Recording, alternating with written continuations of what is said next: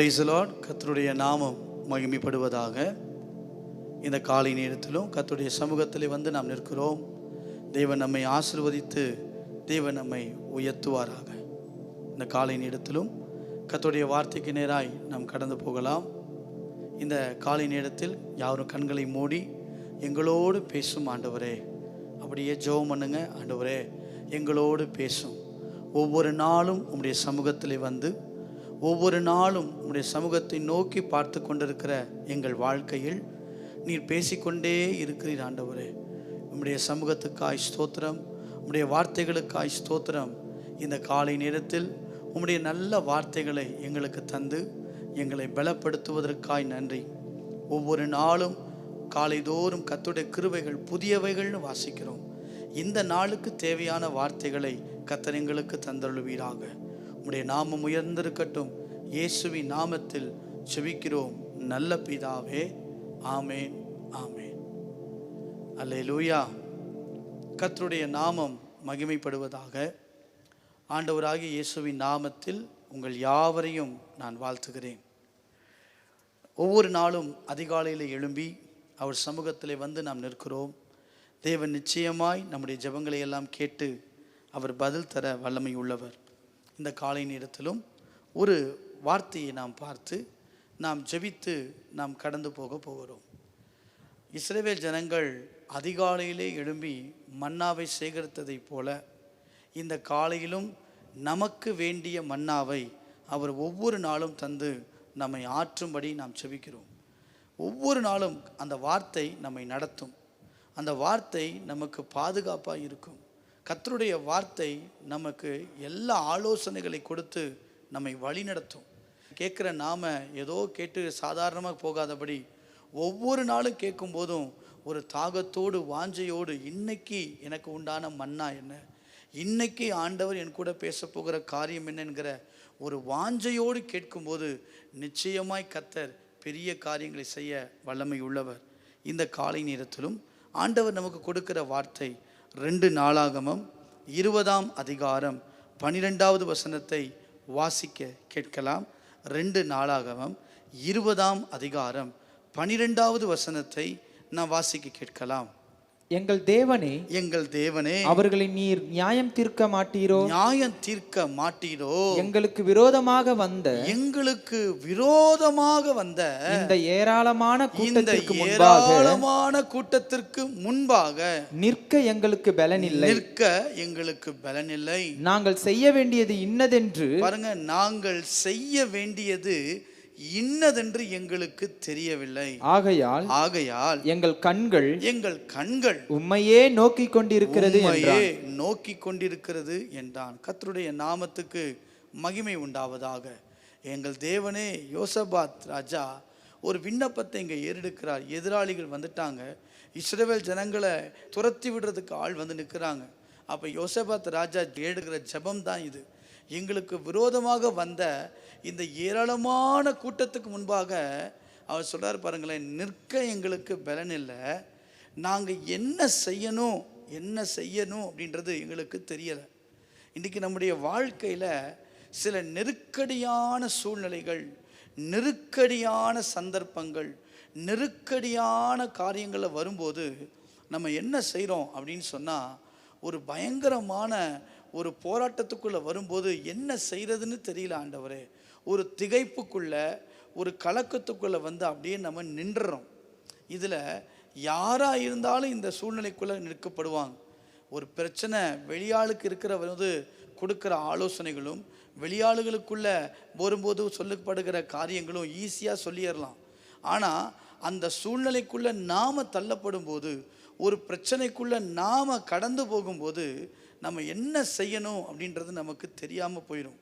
அநேக சூழ்நிலைகளில் என்ன செய்கிறது ஆண்டவரே, நான் என்ன பண்ணணும், அடுத்த மூமெண்ட் என்ன, அடுத்த ஸ்டெப்பு நான் எடுத்து வச்சு இந்த பிரச்சனையை மாற்றுறதுக்கு, இந்த போராட்டத்தை நான் கடந்து போகிறதுக்கு, இந்த காரியங்களை நான் ஜெயிக்கிறதுக்கு நான் என்ன செய்யணும் எனக்கு தெரியலேன்ற நிலைமைகள் நிறைய நமக்கு வருவது உண்டு. வேதத்தில் நிறைய அப்படிப்பட்ட சம்பவங்களை நம்ம பார்க்க முடியும். நீங்கள் பார்த்தீங்கன்னா இஸ்ரவேல் ஜனங்கள் நல்ல எகிப்தை கடந்து வந்துட்டாங்க. யாத்திராகமம் 14ஆம் அதிகாரத்தில் வாசிங்கன்னா கடந்து வந்துடுவாங்க. கடந்து வரும்போது நடக்கிற பாடல் பாருங்கள், பயங்கரமாக இருக்கும். துதித்து கொண்டு பாடிக்கொண்டு சந்தோஷமாக வர ஜனங்கள் செங்கடலை பார்க்குறாங்க. அங்கே ஒரு ஸ்டாப் வருது. என்ன செய்கிறதுன்னு தெரியலை, என்ன பண்ணலான்னு யோசிக்கிறதுக்கு முன்பதாக பின்னாடி பார்வோனின் சேனை வருது. இந்த பார்வோனின் சேனையை பார்த்த உடனே என்ன செய்கிறதுன்னு தெரியலை, புலம்புறாங்க, சத்தம் போடுறாங்க, சொல்கிறாங்க, எகிப்தில் பிரேத குழி இல்லை என்றா எங்களை இங்கே கொண்டு வந்தீங்க? எகிப்தில் பிரேத குழி இல்லாமையா நாங்கள் இங்கே வந்து வனாந்திரத்தில் சாகருக்கு வந்திருக்கிறோன்னு சொல்லி சத்தத்தை எழுப்பி புலம்பலும் கூக்குரலும் பயமும் வருது. அப்போ என்ன செய்கிறதுன்னு தெரியலை. ஆண்டவர் சொல்கிறார் மோசையை பார்த்து, உன் கையில் இருக்கிறது என்ன மோசே? கோலை நீட்டு. செங்கடல் பிளந்தது, வழி திறந்தது. இன்றைக்கு சில நேரங்கள் நம்ம வாழ்க்கையில் நம்ம பிரச்சனைக்குள்ளே போகும்போது மற்றவங்களுக்கு நம்ம ஈஸியாக ஆலோசனை கொடுத்துருவோம் பாருங்களேன். அது ரொம்ப ஈஸி.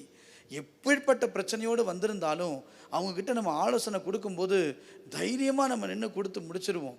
ஆனால் அதே நாம் அந்த பாதை வழியாக கடந்து போகும்போது அந்த நேரத்தில் என்ன செய்கிறதுனே நமக்கு தெரியாமல் போயிடும். இங்கே யோசபாத் ராஜா அப்படி தான் சொல்கிறாரு, நாங்கள் என்ன செய்யணுன்றது எங்களுக்கு தெரியலை ஆண்டவரே அப்படின்னு சொல்கிறாங்க. சீஷர்கள் இயேசு மரித்த பின்பு என்ன செய்கிறதுன்னு தெரியலை. மறுபடியும் மீன் பிடிக்க தொழிலுக்கு போக பார்க்குறாங்க. சில மேல் வீட்டறையில் உட்காந்து ஜெபிக்க பார்க்குறாங்க. என்ன செய்கிறதுன்னு தெரியலை. கோலியாத்து பாருங்கள், 40 நாட்கள் வந்து பயங்கரமாக கொக்கரிக்கிறான், ஆர்ப்பரித்து சொல்கிறான், சவால் விடுறான், யார் என்கிட்ட வருவா? அவ்வளவு பெரிய இடம், இஸ்ரவேல் தேசம் ஆண்டவரே உருவாக்குனது உண்மைதான். ஆனால் என்ன செய்கிறதுன்னு சவுலுக்கு தெரியலை, என்ன செய்கிறதுன்னு அங்கே இருக்க ஜனங்களுக்கு தெரியலை. சில நேரங்களில் நம்முடைய வாழ்க்கையில் சில பிரச்சனை போராட்டங்கள் வழியாய் கடந்து போகும்போது என்ன செய்ய வேண்டும் என்பது தான் இன்றைக்கி நமக்கு தெரியலை. இன்றைக்கி ஆண்டவர் நம்மோடு பேசுகிற செய்தியின் தலைப்பு என்னென்னா, என்ன செய்ய வேண்டும். நம்ம வாழ்க்கையில் பிரச்சனையை சந்திக்கும்போது, நம்முடைய வாழ்க்கையில் சில போராட்டங்களை சந்திக்கும்போது, நம்முடைய வாழ்க்கையில் சில பாடுகளை சந்திக்கும்போது என்ன செய்ய வேண்டும், இதைத்தான் இன்றைக்கி நம்ம பார்க்க போகிறோம். இந்த பரிசுத்தவான்கள் என்ன செய்தார்கள்? இதே போல் சில பிரச்சனைகள் வந்தபோது வாழ்விலே, குடும்பத்திலே, தனிப்பட்ட வாழ்க்கையிலே, பிள்ளைகளுடைய திருமண காரியங்கள், படிப்பின் காரியங்கள், அல்லது பொருளாதார காரியங்கள், ஒரு வீடு கட்டுகிற காரியங்கள், வாட்டெவர் எதுனாலும் சரி, எந்த காரியமாக இருந்தாலும் வரும்போது நாம் தடுமாறுவதற்கு வாய்ப்புகள் நிறையா உண்டு. அப்படிப்பட்ட சூழ்நிலையில் என்ன செய்யணும் ஆண்டவர்? இந்த யோசபா ஜெபித்தது போல் நான் என்ன செய்யணும் ஆண்டவர்? எனக்கு பலன் இல்லை, எனக்கு திறமை இல்லை, என் அறிவில் எனக்கு புலப்படவும் இல்லை, நான் என்ன செய்யணும் அப்படின்னு கேட்டால் சில கருத்துக்களை, ஒரு 7 காரியங்களை இந்த காலை நேரத்தில் நான் உங்களுக்கு சொல்லி நான் ஜெபிக்க கடந்து போகிறேன். 123ஆம் சங்கீதம் 2ஆம் வசனத்தை நீங்கள் வாசித்து பாருங்களேன். 123வது சங்கீதம் 2வது வசனத்தை நீங்க வாசித்து பாருங்க. இதோ இதோ வேலைக்காரரின் கண்கள் தங்கள் எஜமான்களின் கையை நோக்கி இருக்குமா போலவும், வேலைக்காரியின் கண்கள் தன் எஜமாட்டியின் கையை நோக்கி இருக்குமா போலவும் எங்கள் தேவனாகிய கர்த்தர் எங்களுக்கு இரக்கம் செய்யும் வரைக்கும் எங்கள் கண்கள் அவரை நோக்கி இருக்கிறது. இதுதான் நம்ம லைஃப். இப்படிதான் நம்ம யோசிப்போம். ஆண்டவரே, எனக்கு என்ன செய்யறதுன்னு தெரியல, எனக்கு தெரிஞ்சதெல்லாம் ஒன்று தான், உங்களையே நோக்கி பார்த்துட்டு இருக்கேன் ஆண்டவரே. இந்த சூழ்நிலையில் கர்த்தர் நமக்கு 7 காரியங்களை கற்றுக் கொடுக்க அவர் விருப்பம் உள்ளவராக இருக்கிறார். 7 காரியங்கள் என்ன செய்யணும்? ஒரு பிரச்சனை, ஒரு போராட்டம், ஒரு பெரிய ஒரு நெருக்கம், அல்லது ஒரு கேள்விக்கு பதில் கிடைக்கணும், அல்லது ஒரு காரியத்தை நான் துவங்கணும், முடிக்கணும், எதுனாலும் சரி என்ன செய்யணும் அப்படின்னா 7 கருத்துக்களை வேகமாய் நான் சொல்லுகிறேன். 1, லூக்கா 10வது அதிகாரம் 39வது வசனத்தை நீங்கள் வாசியுங்கள். லூக்கா 10வது அதிகாரம் 39வது வசனம். அவளுக்கு மரியாள் எண்ணப்பட்ட ஒரு சகோதரி இருந்தால் அவள் இயேசுவின் பாதத்தருகே உட்கார்ந்து அவருடைய வசனத்தை கேட்டுக்கொண்டிருந்தாள். நம்பர் 1, முதலாவதாக உட்கார வேண்டும். எங்கு? அவரின் பாதத்தில், இயேசுவின் பாதத்தில், தேவனின் பாதத்தில், அவரிடத்தில் உட்கார வேண்டும். அல்லேலூயா. ஒரு வாழ்க்கையில் சில பிரச்சனைகளை சந்திக்கும் போது, சில போராட்டங்கள் கடந்து வரும்போது என்ன செய்யணும்னா உட்கார வேண்டும். அவர் சமூகத்தில், அவர் பாதத்தில் போய் உட்கார வேண்டும். அப்படி உட்காரும் போது தான் அங்கே வேதம் சொல்லுகிறது, மார்த்தாலோ அநேக காரியங்களை குறித்து கவலைப்பட்டு கொண்டிருப்பாள். அவளே இயேசுக்கிட்ட கேட்பா. நல்லா கவனிங்க, இயேசு இருந்த அதே வீட்டுக்குள்ளே தான் மார்த்தாலும் இருந்தாங்க. இயேசு இருந்த அதே வீட்டுக்குள்ளே தான் மார்த்தாலும் வேலை செஞ்சுக்கிட்டு இருந்தாங்க. ஆனால் ஏசப்பா சொல்லுவார், மார்த்தாலே நீ நிறைய விஷயங்களை குறித்து கவலைப்பட்டுக்கிட்டு இருக்க, ஆனால் தேவையானது என்ன தெரியுமா? உம்முடைய பாதம் மாத்திரம்தான். இன்றைக்கி நான் சொல்ல முடியும், உங்கள் வாழ்க்கையில் ஒரு பெரிய பிரச்சனைக்குள்ளே இருக்கிறேன், ஒரு பெரிய போராட்டத்துக்குள்ளே இருக்கிறேன், ஒரு பெரிய பிரச்சனைக்குள்ளே நான் போய்கிட்டு இருக்கிறேன், நான் என்ன செய்யணும் அப்படின்னு கேட்டால், யோசேபாத் ராஜா ஒன்று செஞ்சான். அவர் சமூகத்தில் வந்து உட்கார்ந்தான். நிறைய வேதத்தில் நான் காட்டி கொடுக்க முடியும். அநேகர் தேவனுடைய பாதத்தில் வந்து உட்கார்ந்ததுனால பல பிரச்சனைகள், பல போராட்டங்களை ஜெயித்தவர்கள் உண்டு. அநேகர் எனக்கு தேவனுடைய பாதம் வேண்டாம், அவர் சமூகத்தில் நான் உட்கார வேண்டாம், எனக்கு இருக்கிற அறிவு, எனக்கு இருக்கிற திறமை, எனக்கு இருக்கிற புயபலத்தை நம்பி போனவங்க நிறைய பேர் தங்கள் வாழ்க்கை இழந்ததை நமக்கு பார்க்கிறோம். அப்போ முதல்ல உட்கார வேண்டும். உட்காரும்போது அவருடைய ஆலோசனை நமக்கு கிடைக்கும், அவருடைய கிருபைகள் நமக்கு கிடைக்கும், அவர் கொடுக்கிற அந்த வார்த்தைகள் நமக்கு கிடைக்கும். அது பலனாகவும் ஆலோசனையாகவும் வழிகாட்டுதலுமாக இருக்கு. உன் மேலே கண்ணை வைத்து உனக்கு ஆலோசனை சொல்லுவேன்னு சொல்கிறார். நம்மளா சுய புத்தியில் சாய்ந்து போகாமல் அவர் கொடுக்கிற ஆலோசனையின்படி நாம் கடந்து போவோமானால் ஆண்டவர் நிச்சயமாய் நமக்கு ஜெயத்தை தருவார். அப்போ முதல்ல ஆண்டவரே, ஒரு பிரச்சனை வரும்போது, ஒரு போராட்டங்கள் வரும்போது நான் என்ன செய்யணும் அப்படின்னு நீங்கள் கேட்டிங்கன்னா, முதல்ல அவர் சமூகத்தில், அவர் பாதத்தில் உட்கார வேண்டும். உட்கார வேண்டும், இயேசுவின் பாதத்தில் உட்கார வேண்டும். இரண்டாவதாக என்ன செய்ய வேண்டும்? வாசிக்கலாம். 1 யோவான் 1ஆம் அதிகாரம் 7வது வசனத்தை வாசிக்க கேட்போம். இரண்டாவதாக நான் என்ன செய்யணும் அப்படின்னா, 1 யோவான் 1ஆம் அதிகாரம் 7வது வசனம். அவர் ஒளியில் இருக்கிறது போல நாமும் ஒளியிலே நடந்தால் ஒருவரோடு ஒருவர் ஐக்கியப்பட்டிருப்போம். அவருடைய குமாரனாகிய இயேசு கிறிஸ்துவின் இரத்தம் சகல பாவங்களையும் நீக்கி நம்மை சுத்திகரிக்கும். ரெண்டாவது என்ன செய்யணும் அப்படின்னு சொன்னா, நடக்க வேண்டும். யாரோடு? அவரோடு நடக்க வேண்டும். நல்லா கவனிங்க, அவர் ஒளியில் இருக்கிறது போல நாமும் ஒளியிலே. யாருதுமா ஒளி? இயேசு தான். அவரோடு நாம் நடந்தால் நாம் ஐக்கியப்பட்டிருப்போம். அப்போ ரெண்டாவது, ஒரு பிரச்சனை வந்தவுடன், ஒரு போராட்டம் வந்தவுடன் நாம் செய்ய வேண்டிய ரெண்டாவது விஷயம் தெரியுமா? அவரோடு நம்ம நடக்கணும், அவர் பாதையில் நமக்கு போகணும். சுருக்கமாக சொன்னால், அவர் வைத்து விட்டு போன மாதிரியில் நாம் நடந்தால் போதும், நிறைய பிரச்சனைகளை கர்த்தர் மாற்றிடுவார். இன்றைக்கி நாம் நடக்கிறது, அவரோடு கூட நடக்கிறதே இல்லை.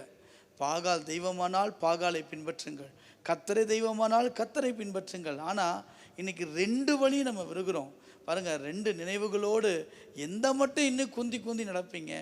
இன்னும் மனுஷனுடைய 2 இருமனம் உள்ளவன் தன் வழிகளில் நிலையற்று திரிகிறான்ல வாசிக்கிறோம். அப்போ 2 மனமாக 2 காரியத்தோடு நம்ம பிரவேசிக்க முடியாது. 2 எஜமான்களுக்கு ஒரு மனிதன் ஊழியம் செய்ய முடியாது. ஒருத்தர் தான். அவரோடு மாத்திரம் ஐக்கியப்பட்டு அவரோடு மாத்திரம் நம்ம நடந்தோம்னு வச்சுக்கோங்களேன், அநேக பிரச்சனைகளுக்கு தேவன் நமக்கு ஜெயத்தை தர அவர் வல்லமை உள்ளவராக இருக்கிறார். ரெண்டாவது நான் சொன்னேன் நடக்க வேண்டும். முதல்ல சொன்னேன் உட்கார வேண்டும். எங்கே உட்காரணும்? அவர் பாதத்தில் உட்காரணும். ஒரு பிரச்சனை போராட்டம் வந்த உடனே அவர் பாதத்தில் போய் உட்கார்ந்துக்கிட்டு நம்ம ஜெபிக்க ஆரம்பிக்கணும். நிச்சயமாய் அதிலிருந்து கர்த்தர் விடுதலையை தருவார். ரெண்டாவது நடக்க வேண்டும். அவர் வைத்து விட்டு போன பாதைகள், அந்த அடிச்சுவடுகள் 1 பேதுருல வாசிக்கிறோம். அவர் நமக்கு மாதிரியை வச்சுட்டு போயிருக்கிறார். அந்த மாதிரியை நம்ம ஃபாலோ பண்ணி போனாலே போதும். அவரோடு கூட நடந்த ஏனோக்கை போல, அவரோடு கூட நடந்த பரிசுத்தவான்களை போல, அவர் வைத்து போன பாதையில் ஒரு மனிதன் நடந்து போனாலே தேவன் நம்மை பல காரியங்களிலிருந்து ஜெயத்தை தர அவர் வல்லமை உள்ளவராய் இருக்கிறார். மூன்றாவதாக என்ன செய்ய வேண்டும்? ஒரு பிரச்சனை வந்தபோது, ஒரு போராட்டம் வந்தபோது நான் என்ன செய்யணும் அப்படின்னா, யாத்திராகமம் 14ஆம் அதிகாரத்தை நீங்கள் வாசிங்கன்னா நிற்க வேண்டும். அங்கே பாருங்க சொல்லுவார், நீங்கள் நின்று கொண்டு இன்றைக்கு கர்த்தர் செய்யும் இரட்சிப்பை காண்பீர்கள் அப்படின்னு சொல்லுவார். அப்படின்னா நிற்க வேண்டும். எங்கே நிற்க வேண்டும்? அவர் சமூகத்தில் நிற்க வேண்டும். முதல்ல சொன்னேன் உட்கார வேண்டும். எங்கே உட்காரணும்? அவர் பாதத்தில் உட்கார வேண்டும். ரெண்டாவது, நடக்க வேண்டும். எங்கு நடக்க வேண்டும்? அவர் வைத்த வழியில் நடக்க வேண்டும். மூன்றாவது என்ன செய்ய வேண்டும்? நிற்க வேண்டும்.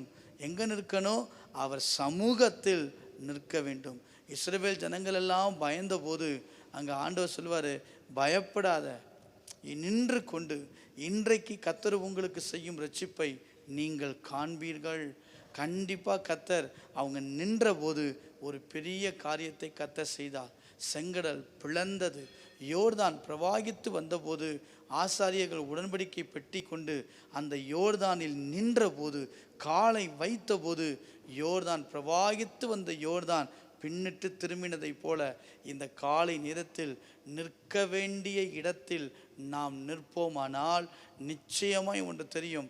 எத்தனை பிரவாகித்து வருகிற பிரச்சனையாக இருந்தாலும், எத்தனை பிரவாகித்து வருகிற யோர்தானாக இருந்தாலும், அதை நிறுத்த முடியாத அளவுக்கு வேகமாக இருந்தாலும், நாம் நிற்க வேண்டிய இடத்தில் அவர் சமூகத்தில் மாத்திரம் நாம் நிற்போமானால் இன்றைக்கு கர்த்தர் நம்ம வாழ்க்கையில் பெரிய யோர்தான்களையும் பெரிய செங்கல்களையும் எத்தனை பெரிய சவால்களையும் பின்னிட்டு திரும்ப கர்த்தர் நமக்கு கிருபைகளை தருவார். நாம் செய்கிறது என்ன தெரியுமா? மனுஷன் முன்னாடி போய் நிற்போம். நீங்கள் பாருங்கள், ஆண்டவர் மோசையை எழுப்பி விட்டுட்டு ஆண்டவர் கொஞ்ச நாள் என்ன தெரியுமா சொல்லுவார்? நீ போய் பார்வோன் முன்னாடி போய் நில்லு, அவங்கிட்ட சொல்லு, என் ஜனங்களை அனுப்பிவிடும் அப்படின்னு போய் சொல்லுன்னு சொல்லுவார். அதிகாலையில் எழுப்பி. அது கொஞ்ச நாள் தான். ஆனால் அதுக்கப்புறம் சொல்லுவார், விடியற் காலத்தில் ஆயத்தமாகி சீனாய் மலையிலே என் முன்னாடி வந்து நில்லு. யாத்திரை 34ஆம் அதிகாரத்தில் வாசித்து பார்த்தீங்கன்னா என் முன்னாடி வந்து நில்லுன்னு சொல்லுவார். யோசுவா அதிகாலமே எழுந்து கர்த்தரை தேடுகிற ஒரு அனுபவம் இருந்த வேதத்தில் வாசிக்கிறோம். அப்போ தேவ சமூகத்தில் ஒரு மனிதன் போய் நிற்பானால் அந்த மனிதனுடைய வாழ்க்கையில் எவ்வளவு பெரிய சவாலாக இருந்தாலும், எவ்வளவு பெரிய போராட்டங்களாக இருந்தாலும் தேவன் ஜெயத்தை கொடுத்து ஆசிர்வதிக்க அவர் வல்லமை உள்ள தேவனாய் இருக்கிறார். நான்காவதாக, ஒரு பிரச்சனை வரும்போது நாம் என்ன செய்ய வேண்டும் அப்படின்னா, ஏசாயா 40ஆம் அதிகாரம் 31வது வசனத்தை நீங்கள் வாசியுங்கள். ஏசாயா 40ஆம் அதிகாரம் 31வது வசனம். கர்த்தருக்கு காத்திருக்கிறவர்களோ புது பலன் அடைந்து கழுகுகளைப் போல செட்டைகளை அடித்து எழும்புவார்கள். எழும்புவார்கள். அவர்கள் ஓடினாலும் இளைப்படையார்கள், நடந்தாலும் சோர்ந்து போகார்கள். அடுத்து நான்காவதாக நம்ம என்ன செய்யணும் தெரியுமா? எழும்ப வேண்டும். நம்ம எழும்புறதே இல்லை. எங்க? அவரிடத்தில் எழும்ப வேண்டும். நான் முதல்ல சொன்னேன், அவர் பாதத்தில் உட்கார வேண்டும். ரெண்டாவது சொன்னேன், அவர் வழியில் நடக்க வேண்டும். மூன்றாவது, அவர் சமூகத்தில் நிற்க வேண்டும். நாலாவது, அவர் தரும் பலத்தில் எழும்ப வேண்டும். எழும்பணும். இளையகுமாரன், நான் இப்படி இருக்கிறேனே, இவ்வளோ கஷ்டப்படுறேனேன்னு சொல்லிக்கிட்டு நினச்சிக்கிட்டே இருந்து உட்கார்ந்துக்கிட்டே இருந்தால் கடைசி வரைக்கும் உட்கார்ந்தவனாக தான் இருக்கணும். ஆனால் வேதம் சொல்லுகிறது, எழும்புப்பா, நீ எழும்பு. அவன் சொல்கிறான், நான் எழுந்து போய் என் தகப்பனிடத்திற்கு. அப்போ அந்த எழுந்த போது அவனுடைய வாழ்க்கை மாறினது. நாம் தேவ சமூகத்தில் எழும்பணும். ஆண்டவர் சமூகத்தில் போய் நின்று நான் நிற்கணும். அவர் தரும் பலத்தில் அவருக்கு நான் எடுத்து ஸ்டெப்பு வைக்கணும். நம்ம வைத்து பாருங்கள், கர்த்தர் காரியங்களை மாறுதலாய் முடிய பண்ணுவார். நானும் என் தாதிமாரும் ஜெபிக்கிறோம். எங்களுக்கு என்ன செய்ய தெரியாது, ஆனால் ஒன்று தெரியும், இதெல்லாம் ஜெபம் பண்ணுங்க. ஆனால் நான் போய் நிற்பேன். அந்த எஸ்தர் ராஜா அனுமதி இல்லாமல் உள்ளே போகக்கூடாது. ஆனால் வேதம் சொல்லுகிறது, அவள் சொல்கிறா, அதை மீறி போனால் எல்லாமே நடக்கும், மரணம்தான், எல்லாம் தெரியும். ஆனால் அதை தாண்டி ராஜாவின் கட்டளையை மீறி நான் பிரவேசிப்பேன். காரணம் தெரியுமா? நான் கர்த்தருக்காக எழும்பி நிற்கிறேன். கர்த்தருக்காக அவர் தரும் பலத்தில் ஒரு மனிதன் எழும்பி நிற்கும்போது கர்த்தர் பெரிய காரியங்களை செய்ய அவர் வல்லமை உள்ளவராய் இருக்கிறார். எழும்பு சீயோனே, உன் வல்லமையை தரித்துக்கொள் என்று வேதம் சொல்லுகிறது. இன்றைக்கு ஏன் இன்னும் பிரச்சனை மாறலைன்னா, எழும்ப வேண்டிய இடத்துலேருந்து நம்ம எழும்பலை. இன்னும் நம்ம உட்காந்துக்கிட்டே பேசிக்கிட்டு இருக்கிறோம். என்னை எழுப்பி விடுங்க. எழுப்பி யாரும் விடமாட்டாங்க. எழும்பணும். நம்ம முயற்சிக்கணும். 38 வருஷம் யோசித்து பாருங்களேன். ரொம்ப படுக்கையாக இருந்த மனிதன் நீ எழுந்து நட அப்படின்னு சொல்கிறாரு. எழுந்து நடன்னு சொல்லணும். அவன் முயற்சி செய்தானே. இன்னைக்கு நம்ம முயற்சிக்கணும். எழும்புறதுக்கு முயற்சித்தால் கர்த்தருடைய பலன் நம்ம மேலே வந்து நம்ம எழும்பி நிற்க புது பலன் அடைந்து கழுகுகளைப் போல சட்டையெடுத்து பறக்க கர்த்தர் கிருபை தருவார். என்ன செய்யணும்? சோர்ந்து போயிட்டோமா, வாழ்க்கையில் வந்த பிரச்சனைகளை சோர்ந்து போய் நிற்கிறோமா, ஒரே இடத்தில் உட்காரல்ல. அங்கே சொல்கிறாரு எலியா, இன்னும் நீ போக வேண்டிய தூரம் அநேகம், உனக்கு என்னப்பா இங்கே வேலை, இன்னும் நீ போக வேண்டிய பிரயாணம் பண்ண வேண்டிய தூரம் அதிகம். இன்றைக்கி காலையில் இங்கே இருக்க யாருக்கோ சொல்லுகிறார், எழும்ப வேண்டிய இடத்தை விட்டு எழும்புங்கள், எழுந்திருந்தால் கர்த்தர் அற்புதம் செய்வார். உங்கள் தூக்கத்தை விட்டு எழுந்திருங்கள். போதும் படுத்து தூங்குனது, சோம்பேறியே இன்னும் எவ்வளோ நாள் படுத்திருப்பேன் சொல்வார். தூக்கத்தை விட்டு எழுந்துரு, உன் துக்கத்தை விட்டு எழுந்துரு. போதும் புலம்பிக்கிட்டே இருப்பியா? யோசுவா, சாமுவேல், இன்னும் எவ்வளோ நாள் தான் புலம்பிக்கிட்டு இருப்ப? ஆயு பட்டத்தில் தோல்வி கடந்து இருக்கட்டும், நீ எழும்பி நில்லு, நான் உனக்கு வெற்றியை கொடுப்பேன். சாமுவேல், இன்னும் ஏன்பா சவுலுக்காக துக்கித்து கொண்டிருக்கிற? எழும்பு அப்படின்னு சொல்கிறாரு. அதே போல தான் உங்கள் துயரத்தை விட்டு நீங்கள் எழும்ப வேண்டும். கவலையே நினச்சிட்டு இருக்கக்கூடாது, நடந்த விஷயங்களே யோசிக்கக்கூடாது. நாம் எழும்பும்போது கர்த்தர் பெரிய காரியங்களை செய்வார். நான் என்ன செய்யணும் கேட்டுக்கிட்டே இருப்பாங்க. நான் சரி செய்ய ஆயத்தம்னு சொல்லுவாங்க, ஆனால் எழும்பவே மாட்டாங்க. எழும்புனாதான் காரியங்களை கர்த்தர் நடத்த முடியும். அப்போ எழும்புங்க, தூசியை விட்டு உதறி எழும்புங்க. தூசின்னு சாதாரணமாக நினைக்காதீங்க, அது தூசி சேர சேர கஷ்டம். உதறி விட்டு எழும்பினால் அற்புதங்கள் நடக்கும். இந்த காலை நேரத்தில் என்ன செய்யணும்? எழும்ப வேண்டும். ஐந்தாவதாக நீங்கள் வாசித்தீங்கன்னா சங்கீதம் 27 4வது வசனத்தை வாசித்து பாருங்க. சங்கீதம் 27 4வது வசனத்தை வாசிக்க கேட்கலாம். கர்த்தரிடத்தில் நான் ஒன்றை கேட்டு அதை நாடுவேன். நான் கர்த்தருடைய மகிமையை பார்க்கும்படியாகவும் அவருடைய ஆலயத்தில் ஆராய்ச்சி செய்யும்படியாகவும் நான் என் ஜீவனுள்ள நாளெல்லாம் கர்த்தருடைய ஆலயத்தில் தங்கியிருப்பதையே நாடுவேன். அங்க பாருங்க, கர்த்தருடைய ஆலயத்தில் தங்கியிருப்பதையே நாடுவேன். ஐந்தாவதாக, ஒரு பிரச்சனை போராட்டம் வந்தால் நான் என்ன செஞ்சிருமா? தங்க வேண்டும். எங்கு? அவர் ஆலயத்தில் தங்க வேண்டும். இன்னைக்கு பிரச்சனைன்னு வந்த உடனே ஆலயத்தை தான் முதல்ல வெறுப்போம். பிரச்சனைன்னு வந்த உடனே ஆலயத்தை தூக்கி ஒதுக்கி போட்டுருவோம். இல்லை, பிரச்சனைன்னு வந்தால் ஆலயத்தில் தான் தங்கி இருக்கணும். அதுதான் வசனம். பிரச்சனைன்னு வந்துருச்சுன்னா முதல்ல யார் பாதிக்கப்படுவான்னா சபையும் ஆலயமும் கர்த்தர் தான் பாதிக்கப்படுறாங்க. ஆனால் பிரச்சனை போராட்டத்தின் நடுவில் வேதம் சொல்லுது, கர்த்தருடைய சமூகத்தில் அவர் ஆலயத்தில் தங்கி இருந்தால் போராட்டங்களை கர்த்தர் மாற்றுவார். என்ன செய்ய வேண்டும்? அவர் சமூகத்தில் தங்க வேண்டும். அடுத்து நான் கடந்து போகிறேன். எபிரெயர் 12 1வது வசனத்தை வாசித்து பாருங்க. என்ன செய்ய வேண்டும்? ஆறாவதாக நான் என்ன செய்ய வேண்டும் அப்படின்னா, எபிரெயர் 12ஆம் அதிகாரம் 1வது வசனத்தை பார்த்தீங்கன்னா, கடைசியாக இயேசுவை நோக்கி நமக்கு நியமித்திருக்கிற ஓட்டத்தில் பொறுமையோடே ஓட வேண்டும். எங்க ஓடணும்? அவர் வைத்த பாதையில் ஓடணும். அடுத்து நான் என்ன செய்யணும்? ஓட வேண்டிய ஓட்டத்தை ஓடி முடிக்கணும். ஏழாவதாக மார்க் 16 15வது வசனத்தை வாசித்து பாருங்கள். என்ன செய்யணும்? ஒரு பிரச்சனை வந்தபோது நான் என்ன பண்ணணும் அப்படின்னா, மார்க் 16 15வது வசனத்தை வாசித்து பாருங்க. பின்பு அவர் அவர்களை நோக்கி, நீங்கள் உலகமெங்கும் போய் சர்வ சிருஷ்டிக்கும் சுவிசேஷத்தை பிரசங்கியுங்கள். போக வேண்டும், அவரை பற்றி சொல்லணும். பிரச்சனை வந்தால் எப்படி சொல்றது? சொல்லணும். சொல்லி பாருங்க, கர்த்தர் நன்மை செய்வார், அற்புதம் நடத்துவார். 7 கருத்துக்களை நான் சொன்னேன். இது 7 ஆழமான கருத்துக்கள். நீங்கள் உட்காந்து யோசித்து பார்த்தா தெரியும். ஒன்று, என்ன செய்யணும்? பிரச்சனை வந்தபோது யோசபாத் ராஜா போல என்ன செய்யறதுன்னு எனக்கு தெரியல ஆண்டவரே. 7 கருத்துக்களை சொன்னேன். ஒன்று, நீங்கள் உட்கார வேண்டும் அவர் சமூகத்தில். 2, நடக்க வேண்டும் அவர் வைத்த பாதையில். 3, நிற்க வேண்டும் அவர் சமூகத்தில், அவர் பிரசன்னத்தில். 4, எழும்ப வேண்டும் அவர் தரும் பலத்தில். 5, தங்க வேண்டும் அவர் ஆலயத்தில். எங்கே தங்கணும்? அவர் ஆலயம்தான் அப்படின்னு தங்கணும். அதை விட்டுடவே கூடாது. ஞாயிற்றுக்கிழமை ஆராதனைன்னா, மற்ற கூட்டங்கள்னா ஆலயத்தில் தங்கணும். என் பிரச்சனைக்கு சொல்யூஷன், என் பிரச்சனைக்கு பெரிய விடுதலை எங்கே தரமா இருக்குது? ஆலயத்தில் தான். அங்கே தான் இருக்குது. அவர் அங்கே தான். நிமிரக்கூடாத கூனி தான். ஆலயத்துக்கு வந்தபோது இவள் ஆபிரகாமின் குமாரத்தி என்று சொல்லி விடுதலை செய்தது போல எத்தனையோ பேர் இங்கே காலையில் விடுதலைக்காக நீங்கள் காத்திருக்கீங்களா? ஆலயத்துக்கு வரணும். ஆலயத்துக்கு வராமல் நம்ம ஆன்லைனில் பார்க்குறது மாத்திரம் மாத்திரம் இல்லை, ஆலயத்தான் முக்கியம், சபை தான் முக்கியம். சபை ஆராதனையை விட்டுடவே கூடாது. இது உற்சாகப்படுத்துறதுக்கு சொல்கிறதே தவிர, ஞாயிற்றுக்கிழமை அப்படின்னு சொன்னாலே, சபையினாலே அதில் நம்ம தங்கி இருக்கணும். அதுதான் ஆசீர்வாதம். அங்கே தான் நமக்கு வெற்றி, அங்கே தான் நமக்கு ஜெயம், அங்கே தான் நமக்கு சுகம், அங்கே தான் நமக்கு விடுதலை, எல்லாமே அங்கே தான். அதுதான் நமக்கு முக்கியம்.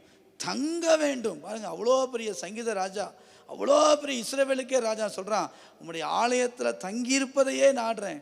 தங்க வேண்டும், ஆராசனை ஓட வேண்டும். அவர் வைத்த பாதை, அவர் நியமித்த ஓட்டம், அவர் வைத்த காரியத்தை லக்கை நோக்கி ஓடணும். சும்மா தேவையில்லாமல் ஓடக்கூடாது. தேவையோடு, வார்த்தையோடு, அபிஷேகத்தோடு ஓடணும். அப்படி ஓடினால் கர்த்தர் நமக்காய் காரியங்களை செய்வார். 7வது, போக வேண்டும். அவரை பற்றி 10 பேருக்கு சொல்லணும். பிரச்சனை மாறணும்னா 10 பேர்கிட்ட சொன்னால் நம்ம வாழ்க்கை மாறும். யோபு தன் சிநேகிதருக்காக ஜெபித்த போது கர்த்தர் அவன் சிறையிருப்பை மாற்றினாரே. இன்னைக்கு அவருக்காக நாம் செய்யும்போது நமக்காய் அவர் யுத்தங்களை செய்து காரியங்களை நடத்துவார். கண்களை மூடி நாம் ஜெபிக்கலாம். என்ன செய்ய வேண்டும் என்கிற கேள்வியோடு இந்த காலை நேரத்தில் நீங்கள் வந்திருக்கலாம். ஆமாம், என்ன செய்யணும்? என் வாழ்க்கையில் நிறைய பிரச்சனையோடு நான் வந்திருக்கிறேன், நிறைய போராட்டங்களோடு நான் வந்திருக்கிறேன், நான் என்ன செய்யணும் என்கிற பெரிய கேள்வியோடு நீங்கள் வந்திருக்கலாம். இன்றைக்கு இந்த காலை நேரத்தில் ஆண்டவர் உங்களுக்கு மிக தெளிவாய் சொல்லுகிற காரியம், நீங்கள் செய்ய வேண்டிய 7 காரியங்கள் உண்டு. அவைகளை செய்தால் அற்புதங்களை கர்த்தர் நிச்சயமாய் செய்வார். கண்களை மூடி உள்ளத்தின் ஆழத்திலிருந்து நான் ஜெபிக்கிறேன் ஆண்டவரே, நான் ஓடுறேன் ஆண்டவரே, சொல்லப்பட்ட 7 கருத்துக்களை நான் செய்கிறேன் ஆண்டேன்னு சொல்கிறவங்க கரங்களை உயர்த்தி ஜெபியுங்கள். கர்த்தர் உங்களுக்காய் அற்புதம் செய்வார்.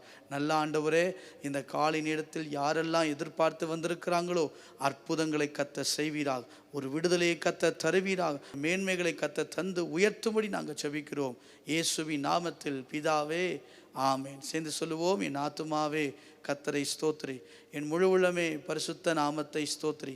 என் ஆத்துமாவே கர்த்தரை ஸ்தோத்திரி, அவர் செய்த சகல உபகாரங்களையும் மறவாதே. ஆமேன், ஆமேன். கர்த்தர் தாமே நம்மை ஆசீர்வதிப்பாராக. God bless you.